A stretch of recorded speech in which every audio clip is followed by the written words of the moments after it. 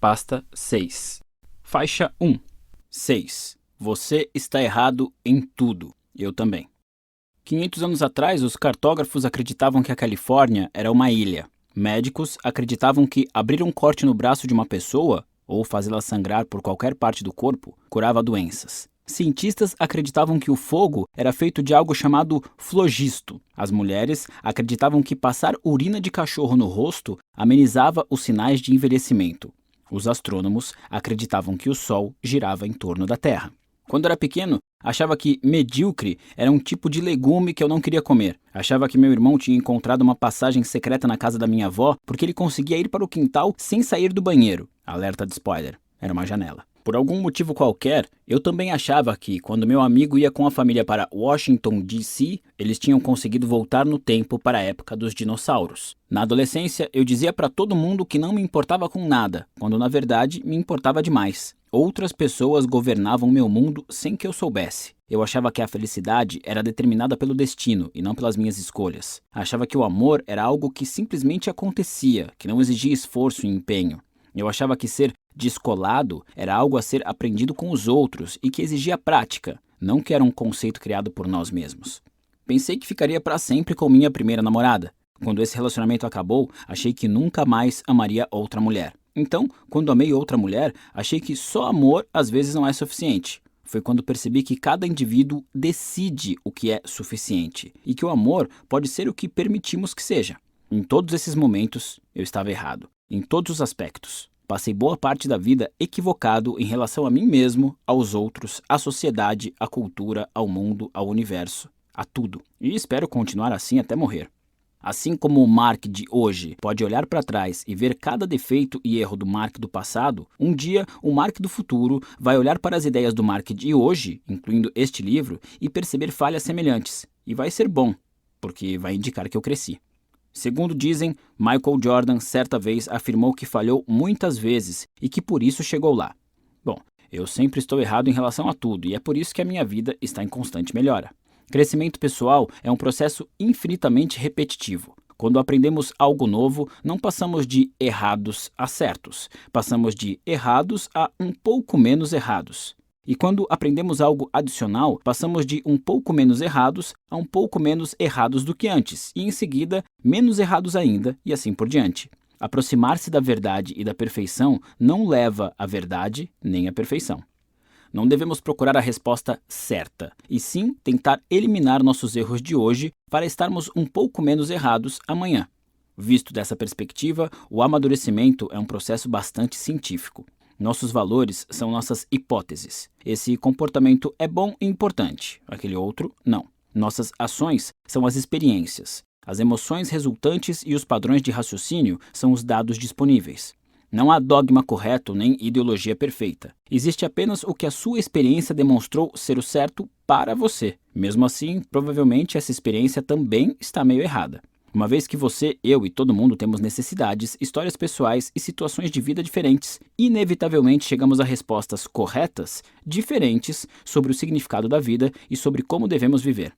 Minha resposta correta envolve viajar sozinho por anos a fio, morar em lugares obscuros e rir dos meus peidos. Pelo menos essa era a resposta correta até pouco tempo atrás. Certamente ela vai mudar e evoluir, porque eu mudo e evoluo. E conforme avanço em idade e em experiência, vou reduzindo meus erros e ficando cada vez menos errado todos os dias. Tanta gente fica obcecada por estar certa a respeito da vida que acaba não vivendo. Uma mulher é solteira e se sente só, quer um parceiro, mas nunca sai de casa nem faz nada para mudar esse quadro. Um homem trabalha como um louco e acha que merece uma promoção, mas nunca diz isso explicitamente ao chefe. Os outros dizem que ambos temem o fracasso, a rejeição, ouvir um não. Não é essa a questão. A rejeição dói, ok. Fracassar é uma merda. Mas nos apegamos com mais força a algumas certezas, certezas que temos medo de questionar ou abandonar, valores que deram significado à nossa vida ao longo dos anos. A mulher não sai para conhecer parceiros em potencial porque seria obrigada a confrontar as crenças que nutre sobre a própria capacidade de atração. O homem não pede uma promoção porque teria que confrontar as crenças que nutre sobre as próprias habilidades. É mais fácil perpetuar a certeza dolorosa de que ninguém acha você atraente ou de que ninguém reconhece seus talentos do que pôr isso à prova e descobrir se condiz com a realidade. Crenças desse tipo, não sou bonita então por que me dar ao trabalho? Ou meu chefe é um babaca, então por que me dar ao trabalho? São feitas para nos proporcionar conforto imediato, hipotecando uma felicidade e um sucesso maiores para o futuro. São péssimas estratégias a longo prazo, mas mesmo assim nos apegamos a elas por presumirmos que sejam corretas, por presumirmos já saber o que virá. Em outras palavras, presumimos saber o fim da história. A certeza é a inimiga do crescimento. Nada é certo até acontecer. E mesmo assim não deixa de ser questionável. Daí a necessidade de aceitar as imperfeições inevitáveis dos nossos valores, pois sem isso não conseguimos crescimento algum. Em vez de lutar por uma vida cheia de certezas, devemos sempre buscar a dúvida, seja em relação às nossas crenças, a nossos sentimentos ou em relação ao que o futuro nos reserva, se não metermos a cara e fizermos acontecer. Em vez de tentarmos estar certos o tempo todo, que tal enxergar o oposto? Que tal aceitar que estamos errados o tempo todo? Porque estamos mesmo. Essa compreensão nos abre possibilidades de mudanças. Equívocos trazem oportunidades de crescimento. Ou seja, não vamos mais abrir um corte no braço para curar um resfriado, nem espirrar urina de cachorro no rosto para nos sentirmos mais jovens. Assim, saberemos que medíocre não é um legume e não teremos medo de nos importarmos com o que consideramos valioso. Porque eis algo estranho, mas verdadeiro. Não sabemos a diferença entre uma experiência positiva e uma negativa. Alguns dos momentos mais difíceis e estressantes da nossa vida acabam sendo também os que mais nos motivam e auxiliam em nossa formação. Algumas das melhores e mais gratificantes experiências são também as que mais nos distraem e desmotivam. Não confie na sua concepção de experiências positivas ou negativas. Só sabemos o que dói e o que não dói no momento. E isso não vale muito. Assim como ficamos horrorizados ao imaginar como as pessoas viviam 500 anos atrás, imagino que daqui a 500 anos muitos rirão de nós e das certezas que temos hoje. Vão rir por deixarmos o dinheiro e o emprego definirem nossa vida. Vão rir do nosso medo de demonstrar apreço pelas pessoas que mais importam enquanto endeusamos figuras públicas que nada merecem. Vão rir dos nossos rituais e superstições, das nossas preocupações e nossas guerras. Ficarão perplexas com nossa crueldade. Estudarão nossa arte e debaterão nossa história. Entenderão verdades sobre nós que ainda não enxergamos. Essas pessoas do futuro também estarão erradas, mas só um pouco menos do que estamos hoje. Faixa 2. Arquitetos de nossas próprias crenças.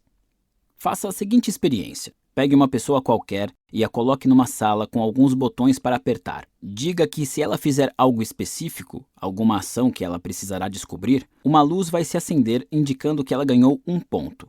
O objetivo é somar o máximo de pontos possível em meia hora.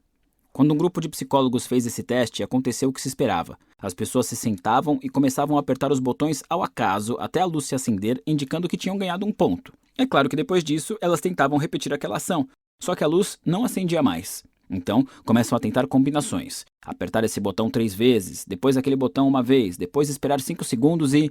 tcharam! Mais um ponto. Até que em seguida isso também deixa de funcionar. Talvez não tenha nada a ver com botões, elas pensam. Talvez tenha a ver com a minha posição na cadeira. Ou o que estou tocando. Talvez tenha a ver com meus pés. Plim! Mais um ponto. Sim, talvez sejam os pés. E depois apertar outro botão. Plim! Geralmente, cada pessoa leva de 10 a 15 minutos para descobrir a sequência específica de ações para obter mais pontos. Costuma ser algo estranho, como ficar num pé só ou apertar uma longa sequência de botões por um tempo específico com o corpo voltado para determinada direção. Sabe o que é mais engraçado?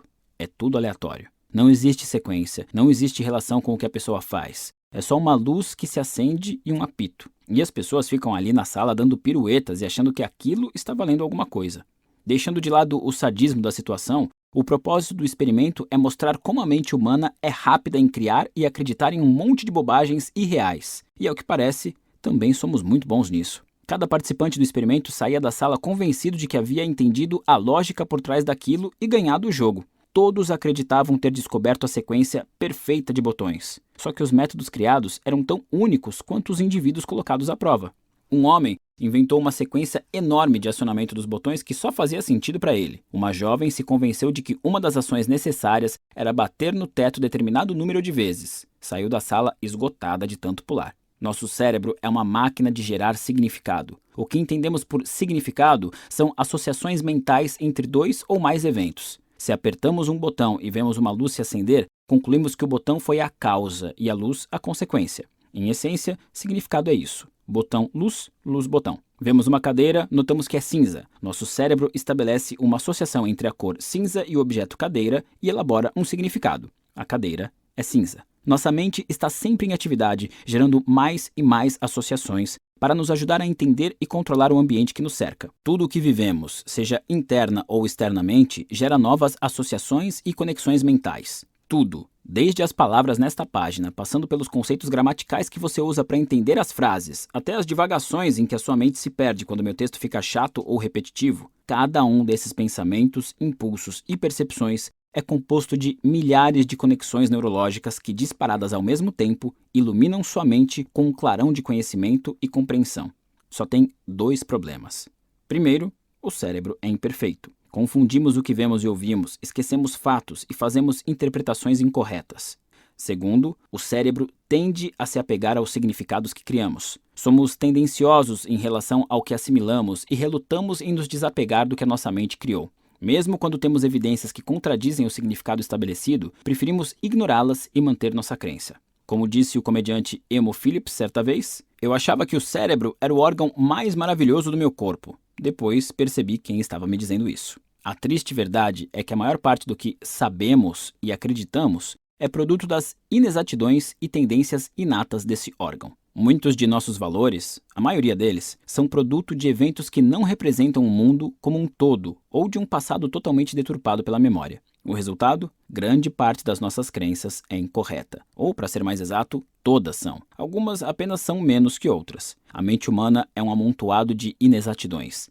E apesar disso ser um conceito desconfortável, aceitá-lo é muito importante, como veremos. Faixa 3. Cuidado com suas crenças.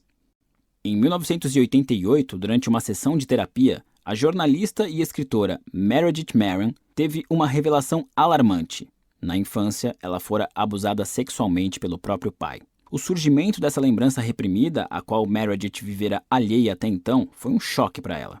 Aos 37 anos, ela confrontou o pai e contou à família o que havia acontecido. A família inteira ficou horrorizada. O pai não hesitou em negar categoricamente. Alguns parentes ficaram do lado de Meredith, outros do lado do pai. A árvore genealógica rachou ao meio, e a dor, que havia muito definido o relacionamento de Meredith com o pai, começou a se espalhar como bolor pelos familiares. A revelação devastou a todos. Em 1996, Meredith teve outra percepção chocante. O pai não tinha abusado dela. Pois é, foi mal aí. Meredith tinha inventado a lembrança com a contribuição do profissional de psicologia, ainda que bem intencionado. Consumida pela culpa, ela passou anos tentando se reconciliar com o pai e com outros membros da família, vivendo entre constantes pedidos de desculpas e explicações até a morte dele. Mas era tarde demais. A família nunca mais foi a mesma. Meredith não está sozinha. Como consta em sua autobiografia My Lie, A True Story of False Memory, os anos 1980 testemunharam diversos casos de mulheres que acusaram parentes de abuso sexual e se retrataram tempos depois. Na mesma época, muitas pessoas também alegavam saber de cultos satânicos em que se abusava de crianças, mas apesar de investigações em várias cidades, a polícia nunca encontrou evidências das práticas doidas que eram descritas pelos acusadores. Por que, de repente, o pessoal cismou de inventar lembranças horríveis de abusos e seitas? E por que nos anos 1980? Já brincou de telefone sem fio quando era criança? É aquela brincadeira em que uma pessoa diz uma coisa no ouvido da outra e depois a frase vai passando por umas 10, até que a última ouve uma frase que não tem nada a ver com a original. É mais ou menos assim que a nossa memória funciona. Uma coisa acontece. Dias depois, nos lembramos da situação com algumas inexatidões, como se nos tivesse sido sussurrada e mal compreendida. Se contamos a alguém sobre o que aconteceu, precisamos preencher as lacunas no roteiro com novos elementos para que tudo faça sentido e ninguém ache que a gente é louco. Então, começamos a acreditar na versão corrigida, e na vez seguinte que contamos o que aconteceu, reproduzimos nossas invenções. Só que, por não corresponderem à realidade, contamos as coisas de um jeito meio incorreto. Um ano depois, bêbados, recontamos a história e a modificamos um pouco mais. Ok, sejamos honestos, inventamos completamente cerca de 1/3 da história. Na semana seguinte, sóbrios, não queremos admitir a mentira e por isso mantemos a versão revisada e expandida pelo álcool. 5 anos depois, nossa história foi exatamente assim que aconteceu, eu juro por Deus e pela minha mãe mortinha. É no máximo 50% verdadeira. Todo mundo faz isso. Eu faço. Você faz. Por mais honestos e corretos que sejamos, estamos sempre sujeitos a enganar a nós mesmos e a outros, porque nosso cérebro é programado para ser eficiente, não fiel. Não só nossa memória é uma droga, a ponto de testemunhos oculares não serem necessariamente levados a sério em um julgamento, como nosso cérebro tem um funcionamento nada imparcial. Como? Bom, ele está sempre tentando analisar nossa situação atual com base no que já acreditamos e já vivemos. Toda informação nova é avaliada segundo padrões e conclusões prévios. O resultado é um cérebro sempre tendencioso em relação ao que consideramos ser verdade em determinado momento. Se temos um relacionamento maravilhoso com nossa irmã, por exemplo, vamos interpretar a maior parte das lembranças com ela sob uma perspectiva positiva. Quando o relacionamento azeda, é comum começarmos a ver as mesmas lembranças sob nova ótica, reimaginando-as de forma a explicar a atual raiva que sentimos. Aquele presente lindo que ela nos deu no Natal assume conotações de condescendência. Aquela vez que não fomos convidados para a casa de praia passa de erro inofensivo para uma tremenda negligência. A história falsa de Meredith faz muito mais sentido quando entendemos os valores que guiavam sua mente naquele momento. Em primeiro lugar, o relacionamento entre ela e o pai sempre foi tenso. Segundo, ela tivera uma série de relacionamentos amorosos complicados, incluindo um casamento desfeito. Assim, já de saída, relacionamentos íntimos com homens não eram a maior maravilha para Meredith, em termos de valores. No começo dos anos 1980, na mesma época em que descobriu o feminismo, Meredith começou a pesquisar sobre abuso infantil. Todo dia era confrontada com histórias e mais histórias terríveis de abuso e por anos trabalhou no apoio a vítimas de incesto, geralmente meninas pequenas. Também escreveu muito sobre vários estudos que foram publicados na época. Estudos que, como se descobriu mais tarde, superestimavam em muito a incidência de molestamento infantil. O mais famoso deles afirmava que 1/3 das mulheres adultas tinha sido molestada na infância, número desmentido posteriormente. Para coroar, Meredith se apaixonou por uma mulher sobrevivente de incesto. O relacionamento evoluiu para uma codependência tóxica, em que Meredith continuamente tentava salvar a namorada do passado traumático, e a outra, por sua vez, o explorava como arma emocional para ganhar o afeto de Meredith. Falarei mais sobre isso e sobre limites no capítulo 8. Enquanto isso, o relacionamento de Meredith com o pai piorava. Ele não via de forma respeitosa o relacionamento homossexual da filha. E ela fazia terapia com uma frequência quase obsessiva. Os psicólogos, cuja atuação talvez fosse um tanto influenciada pelos próprios valores e crenças, insistiam na ideia de que não podia ser apenas o trabalho estressante e os relacionamentos não saudáveis que deixavam Meredith tão infeliz. Só podia ser algo mais profundo. Nessa época, uma nova forma de tratamento chamada terapia de memórias reprimidas estava se popularizando. A abordagem consistia em colocar o paciente num estado de transe, durante o qual era encorajado a desencavar e reviver lembranças esquecidas da infância. Geralmente eram lembranças boas, mas a ideia era acessar também, ao menos, alguns traumas.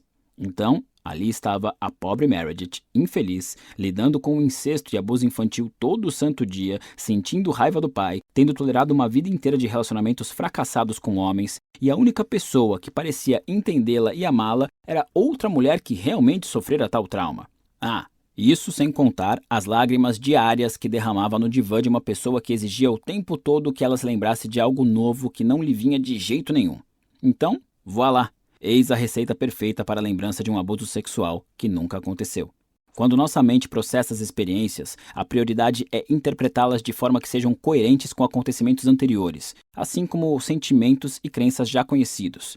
Mas, com frequência, passamos por situações sem correlação entre passado e presente. Em tais ocasiões, o que se passa no momento se perde diante de tudo que tomamos como verdadeiro e razoável a respeito do passado. Em nome da coerência, nossa mente pode inventar lembranças. Ao relacionar as experiências presentes com aquele passado relembrado, conseguimos manter o significado que já estabelecemos. Como já notamos antes, a história de Meredith não é única, muito pelo contrário. Nos anos 1980 e começo dos anos 1990, centenas de pessoas inocentes foram acusadas injustamente de violência sexual sob circunstâncias parecidas. Muitas foram presas por isso. Para aqueles insatisfeitos com a vida, essas explicações sugestivas, combinadas com a mídia sensacionalista, havia uma epidemia real de abusos sexuais e violência ritualística se desenrolando e qualquer pessoa podia ser vítima, davam ao inconsciente um incentivo para exagerar ligeiramente as lembranças. Esse mecanismo fundamentaria o sofrimento do indivíduo, colocando-o no papel de vítima e isentando-o da responsabilidade. A terapia de memórias reprimidas agia como um meio de extrair esses desejos inconscientes e moldá-los na forma de lembranças aparentemente tangíveis. Esse processo e o estado de espírito resultante se tornou tão comum que ganhou o nome: Síndrome da Falsa Memória. e gerou mudanças nos tribunais. Milhares de terapeutas que utilizavam esse método foram processados e perderam a licença de trabalho. A terapia da memória reprimida foi substituída por métodos mais comprovados. Pesquisas recentes só reforçam a dolorosa lição daquela época. Nossas crenças são maleáveis e nossa memória é bem pouco confiável. Clichês desagradáveis como confiar em si mesmo e seguir seu coração estão por toda parte. Talvez o melhor seja confiar menos em si mesmo. Afinal, se nosso coração e nossa mente são tão falhos, precisamos questionar ainda mais nossas intenções e motivações. Se está todo mundo errado o tempo todo, não seriam o ceticismo e a rigorosa objeção a nossas crenças e suposições o único caminho lógico para o amadurecimento? Sei que a ideia pode parecer assustadora e autodestrutiva, mas na verdade é o contrário. Não só é mais segura, como é libertadora. Faixa 4. Os perigos da certeza absoluta. Erin está sentada diante de mim à mesa do restaurante japonês e tenta explicar por que não acredita na morte. Já estamos aqui há quase 3 horas. Ela comeu exatamente 4 rolinhos de pepino e bebeu sozinha uma garrafa inteira de saquê. Já está na metade da segunda, na verdade. São 4 horas da tarde de uma terça-feira. Eu não a convidei. Ela me caçou pela internet e pegou um avião para vir me encontrar. De novo. Não é a primeira vez. Erin está convencida de que pode evitar a morte, mas também de que precisa da minha ajuda para isso. Só que não estamos falando de ajuda profissional. Se ela precisasse apenas do aconselhamento de relações públicas ou algo assim, tudo bem. Não, é mais do que isso. Erin precisa de mim como namorado. Por quê? Depois de 3 horas de perguntas e uma garrafa e meia de saquê, ainda não sei dizer. Aliás, minha noiva está aqui com a gente no restaurante. Erin achou importante que ela fosse incluída na discussão, pois queria dizer que está disposta a me dividir e que minha namorada, agora esposa, não precisava se sentir ameaçada. Conheci Erin num seminário de autoajuda em 2008. Ela parecia legal, meio mística, meio New Age. Havia cursado Direito numa faculdade da Ivy League e era inegavelmente inteligente. Ela ria das minhas piadas e me achava fofo. Então, sendo eu quem sou, é claro que transamos. 1 mês depois, ela me convidou para atravessar o país e morarmos juntos. Isso me assustou um pouco. Tentei terminar, mas ela reagiu ameaçando se matar se eu me recusasse a ficar com ela. Ok, dessa vez eu me assustei muito. Imediatamente a bloqueei no e-mail e em todos os meus meios de comunicação. Consegui contê-la por um tempo, mas não consegui detê-la. Anos antes de nos conhecermos, Erin tinha quase morrido num acidente de carro. Ou melhor, ela de fato morreu por alguns instantes, fisiologicamente falando. Toda a sua atividade cerebral cessou, mas por algum milagre conseguiram revivê-la. Depois que voltou, tudo mudou, segundo ela. Erin se tornou uma pessoa muito espiritualizada e mergulhou de cabeça em cura energética. Contato com anjos, consciência universal, tarô. Ela também acreditava ter se tornado paranormal, capaz de curar e ver o futuro. E sabe-se lá por quê, ao me encontrar, chegou à conclusão de que estávamos destinados a salvar o mundo juntos, a curar a morte. Depois que a bloqueei, ela começou a criar novos endereços de e-mail, às vezes me enviando 1 dúzia de mensagens de ódio num único dia. Criou contas falsas no Facebook e no Twitter que usava para atormentar a mim e pessoas próximas a mim. Criou um site idêntico ao meu e escreveu vários posts alegando que eu era seu ex-namorado, que a traíra e mentira para ela, que prometera me casar e que estávamos destinados a ficar juntos. Quando entrei em contato pedindo que tirasse o site do ar, Erin disse que só faria isso se eu fosse morar com ela na Califórnia. Essa era a sua ideia de acordo. Ao longo disso tudo, sua justificativa era a mesma. Eu estava destinado a ficar com ela. Deus havia predeterminado isso. Ela literalmente acordava no meio da noite com a voz dos anjos dizendo que nossa relação especial seria o prenúncio de uma nova era de paz permanente na Terra. Eu juro.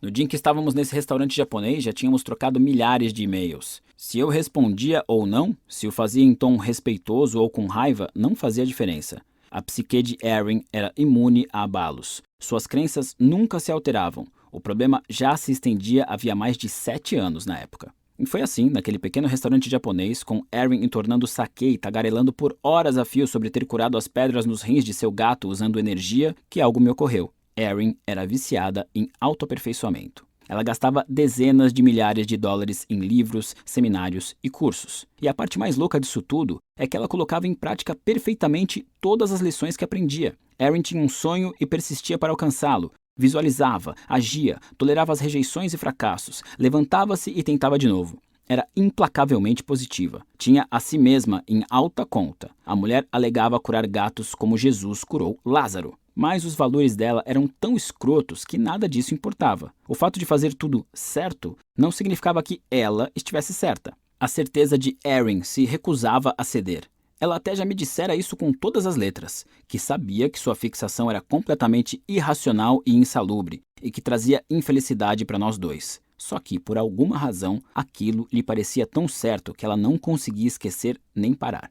Em meados da década de 1990, o psicólogo Roy Baumeister começou a pesquisar a maldade como conceito, analisando pessoas que cometiam atos ruins e por que os faziam.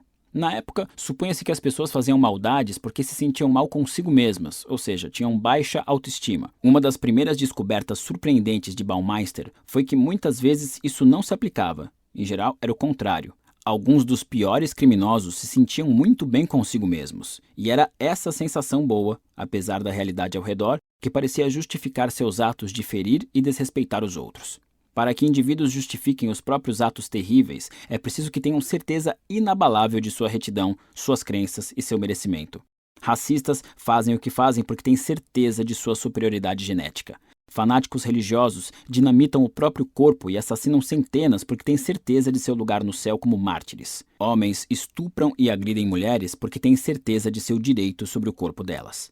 Pessoas más nunca acreditam que são más. Elas acreditam que todos os outros são maus. Em experimentos controversos, posteriormente denominados experimentos Milgram, em homenagem ao psicólogo Stanley Milgram, pessoas normais foram orientadas a punir voluntários por desrespeitarem regras. Foi o que elas fizeram, chegando à violência física em certos casos. Raras foram as que fizeram objeção ou pediram explicação. Muitas até pareceram gostar da sensação de retidão moral obtida durante o processo. O problema é que não apenas a certeza é inatingível, como a busca pela certeza geralmente amplia e intensifica a insegurança. Muita gente tem confiança plena em seu desempenho profissional e no salário que deveria ganhar, mas essa certeza faz as pessoas se sentirem pior, não melhor. Elas veem outros sendo promovidos e se sentem menosprezadas, julgam-se desvalorizadas e não reconhecidas. Até comportamentos simples, como dar uma olhada no celular do seu namorado ou perguntar a um amigo que estão falando sobre você, são motivados por um desejo irresistível de segurança. Você pode olhar as mensagens no celular do seu namorado e não encontrar nada, mas a coisa nunca para por aí. Talvez você comece a se perguntar se ele tem outro aparelho.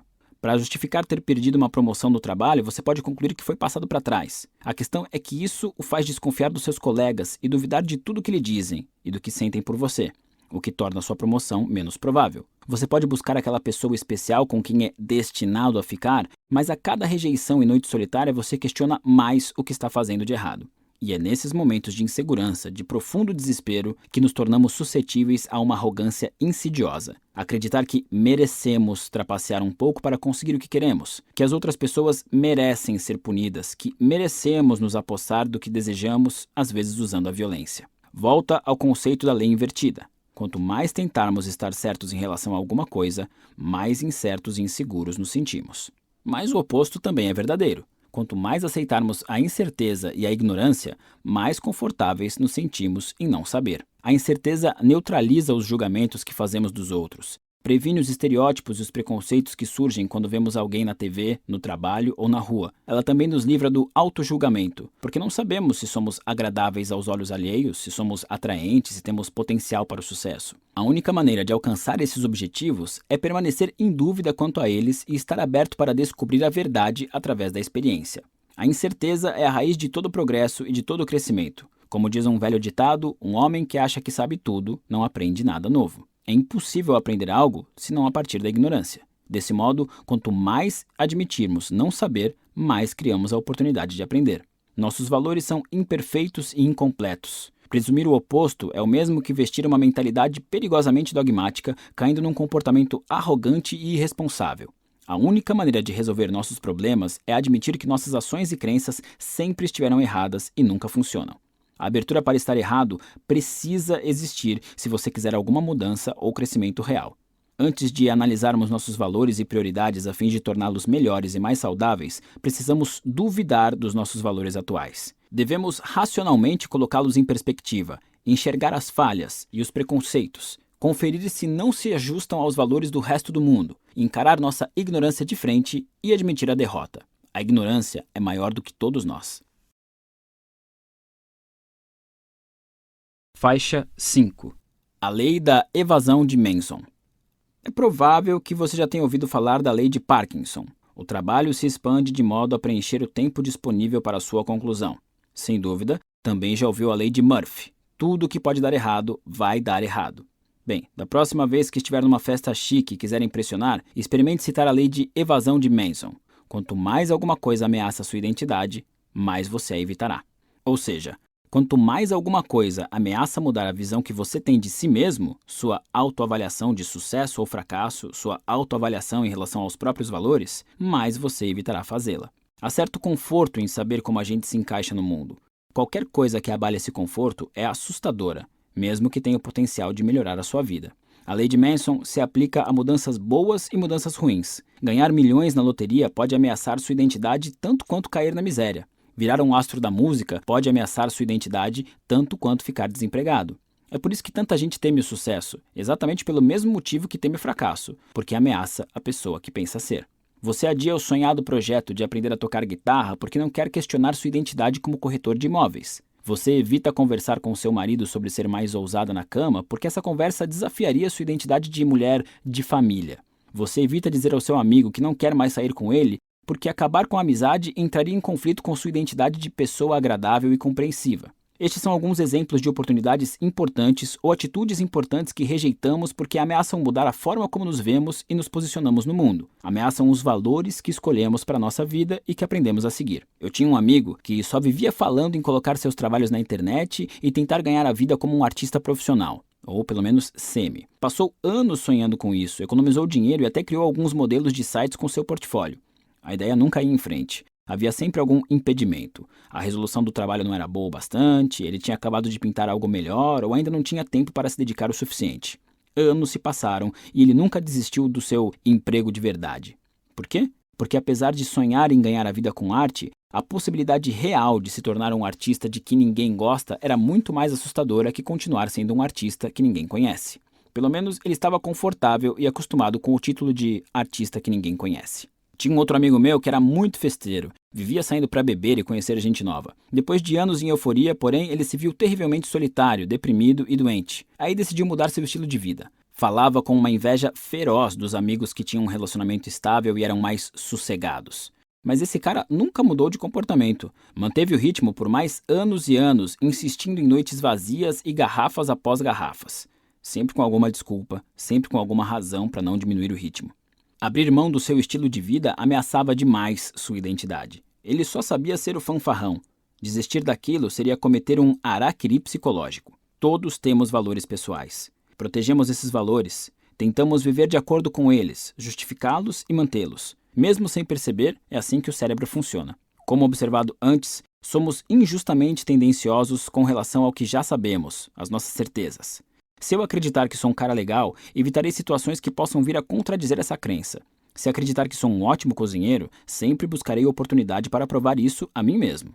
A crença é sempre a prioridade. Até mudarmos a forma como enxergamos a nós mesmos, o que acreditamos ser e não somos, não temos como superar a evasão e a ansiedade. Não temos como mudar. Nesse sentido, conhecer a si mesmo ou se encontrar pode ser perigoso. Pode prender você a um papel rígido e colocar expectativas desnecessárias nas suas costas. Pode fechá-lo para o seu potencial interno e para oportunidades externas. Quer saber? Não se encontre. Nunca conheça quem você é. Porque é isso que faz você se empenhar e viver em estado de constante descoberta. Essa postura vai forçá-lo a ser humilde nos julgamentos e na aceitação das diferenças. Faixa 6. Se mate. Segundo o budismo, a ideia do eu não passa de uma construção mental arbitrária e por isso é preciso abandoná-la, porque ela sequer existe. Segundo essa filosofia, a medida arbitrária pela qual nos definimos é na verdade algo que nos aprisiona e, portanto, é melhor abrir mão dela. Em certo sentido, daria para dizer que o budismo nos encoraja a ligar o foda-se. Essa visão nos dá uma sensação de insegurança, mas traz algumas vantagens em termos psicológicos. Quando abrimos mão das histórias que contamos sobre nós mesmos para nós mesmos, nos libertamos para agir e fracassar e crescer. Quando alguém admite para si mesmo, acho que não tenho talento para relacionamentos, fica livre para agir e terminar um casamento infeliz. Essa pessoa não estará protegendo a sua identidade ao manter uma união insatisfatória só para provar algo a si mesma. Quando um estudante admite para si mesmo, sabe, talvez eu não seja rebelde, talvez eu esteja só com medo, subitamente se vê livre para voltar a ser ambicioso. Não há motivo para se sentir ameaçado por um possível fracasso na busca de seus sonhos acadêmicos. Quando o corretor de imóveis admite para si mesmo, sabe, talvez não haja nada de único ou especial nos meus sonhos ou no meu emprego, ele se liberta para se matricular numa aula de música e ver no que dá. Eu tenho uma notícia boa e uma ruim para você. Seus problemas são bem pouco originais e especiais. É por isso que abrir mão das coisas é tão libertador. Há uma espécie de egoísmo que acompanha o medo e ele é baseado numa certeza irracional. Quando você presume que seu avião vai cair, que a ideia do seu projeto é idiota e que todo mundo vai rir dela, ou que você é a pessoa que todos vão escolher para zombar ou ignorar, está implicitamente dizendo a si mesmo: eu sou a exceção, eu sou diferente de todos os outros, eu sou diferente e especial. Isso é narcisismo puro e simples. Você sente que os seus problemas merecem ser tratados de forma diferente, que os seus problemas têm uma característica única que não obedece às leis do universo. Meu conselho é: não seja especial, não seja único. Redefina-se de acordo com as medidas mais comuns e abrangentes. Escolha não avaliar a si mesmo como uma estrela em ascensão ou um gênio em estado bruto. Escolha não avaliar a si mesmo como uma vítima ou um fracassado infeliz. E veja a si mesmo sob o viés de identidades mais simples: aluno, parceiro, amigo. Quanto mais limitada e rara a identidade que você escolher, mais ameaçador parecerá o ambiente ao redor. Defina-se de formas mais simples e comuns se quiser evitar isso. Em geral, isso significa desistir de ideias grandiosas para si, que é extremamente inteligente, incrivelmente talentoso, assustadoramente atraente ou que enfrentou sofrimentos inimagináveis para os réis mortais. Isso significa desistir de uma postura arrogante e da crença de que o mundo lhe deve alguma coisa. Significa abrir mão do sofrimento de euforias emocionais que o sustentam há anos. Como um viciado que desiste da seringa, você vai passar por uma síndrome de abstinência quando começar a abrir mão dessas coisas. Mas no fim, vai ser muito melhor.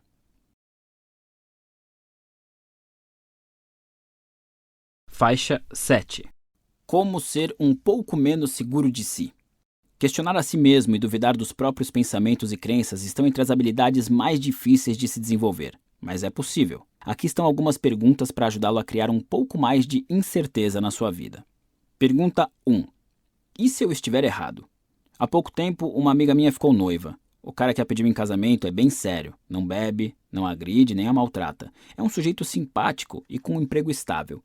Desde o noivado, o irmão dela faz críticas o tempo todo às escolhas de vida imaturas da irmã. Avisa que ela vai se magoar com esse cara, que está cometendo um erro, que está sendo irresponsável. E sempre que minha amiga pergunta: qual é o problema? Por que o meu noivado incomoda tanto você? Ele age como se não existisse problema algum, como se não se incomodasse nem um pouco e só estivesse tentando proteger a irmã mais nova. Mas está na cara que tem, sim, alguma coisa o incomodando. Talvez sejam inseguranças a respeito da instituição do casamento, talvez uma rivalidade entre irmãos, ciúmes, quem sabe? Ou talvez ele esteja tão envolvido na própria vitimização que não consiga demonstrar felicidade pelas alegrias alheias, em vez de tentar estragar tudo. A verdade é que somos nossos piores observadores, os últimos a perceber quando estamos irritados, enciumados ou tristes. A única maneira de descobrir isso é enfraquecer a nossa armadura de certeza, o tempo todo considerando a possibilidade de engano. Estou com ciúmes? E se for mesmo isso, por quê? Ou então, estou com raiva? Será que ela tem razão e eu estou protegendo o meu ego? Perguntas como essas precisam se tornar um hábito mental. Em muitos casos, o simples ato de reconhecer a dúvida faz brotar humildade e compaixão, resolvendo muitos dos nossos problemas. Mas é importante notar que questionar suas ideias não faz com que você esteja necessariamente errado. Se seu marido lhe dá uma surra por queimar a carne e você se pergunta se está errado em achar que ele está maltratando, bom, não, você não está errada. O objetivo do que proponho aqui é simplesmente relativizar suas conclusões e refletir, não se odiar. Vale lembrar que para qualquer mudança acontecer na sua vida, você precisa estar errado em alguma opinião. Se você passa seus dias olhando para o teto e sofrendo, já está cometendo um erro crucial. Até que você seja capaz de se questionar e se propor a descobrir o que é, nada vai mudar. Pergunta 2. O que significaria estar errado? Muitas pessoas conseguem se perguntar se estão erradas, mas poucas conseguem dar o passo seguinte, de avaliar quais seriam as consequências de estarem erradas. Isso porque o potencial significado por trás dos nossos erros, em geral, é doloroso. Não só nossos valores são questionados, como nos vemos obrigados a considerar viver com um valor diferente, até oposto. Aristóteles escreveu: a marca de uma mente instruída é ser capaz de entreter uma ideia sem aceitá-la. Conseguir avaliar valores diferentes sem necessariamente adotá-los talvez seja a principal habilidade para mudar a própria vida de forma significativa. Voltando ao irmão da minha amiga, sua pergunta para si mesmo deveria ser: e se eu estiver enganado sobre o noivo da minha irmã? Em geral, a resposta a uma pergunta como essa é bastante direta, algo como: talvez eu esteja sendo egoísta, inseguro, um babaca narcisista. Se ele estiver errado, se o noivo for um cara bacana, a única explicação para o seu comportamento envolveria inseguranças ou valores escrotos. Ele presume saber o que é melhor para a irmã, supondo que ela não tem capacidade de tomar decisões de vida importantes por conta própria.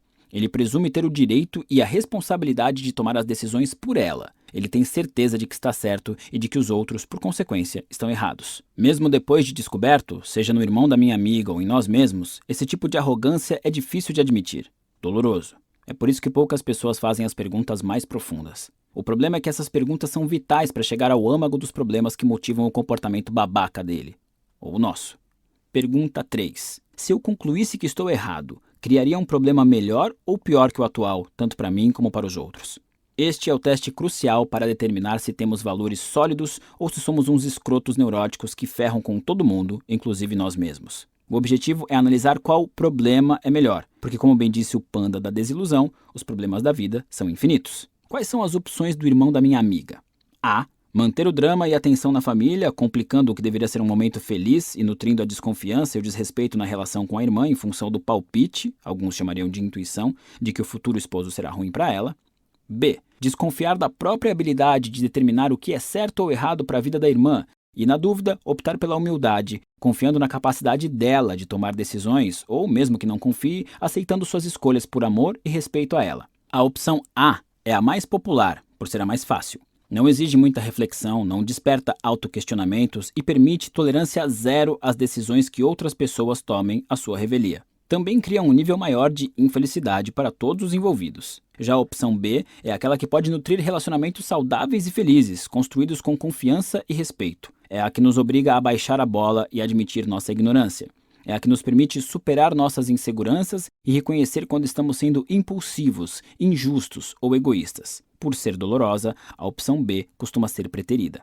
O irmão dessa minha amiga, ao protestar contra o noivo, entrou em uma batalha imaginária consigo mesmo. É lógico que ele acreditava estar tentando proteger a irmã, mas como vimos, nossas crenças são arbitrárias, ou pior ainda, muitas vezes são definidas após determinada ação, para justificar valores e parâmetros que escolhemos para nós. No caso que analisamos, a verdade é que o sujeito prefere ferrar seu relacionamento com a irmã a considerar que pode estar errado, embora a segunda opção possa ajudá-lo a superar as inseguranças que o induziram ao erro. Eu tento levar uma vida baseada em poucas regras, mas uma das quais adotei ao longo dos anos é: se for preciso escolher entre eu estar errado ou todas as outras pessoas estarem erradas, é muito mais provável que seja eu o errado. Digo isso por experiência própria. Incontáveis vezes agi de forma estúpida, levado pelas minhas inseguranças e certezas equivocadas. Não é algo bonito de se ver. Isso não quer dizer que a maioria das pessoas não esteja errada de certa forma. E também não quer dizer que não existam momentos em que você estará mais correto que a maioria. A realidade é algo simples. Se parece que é você contra o mundo,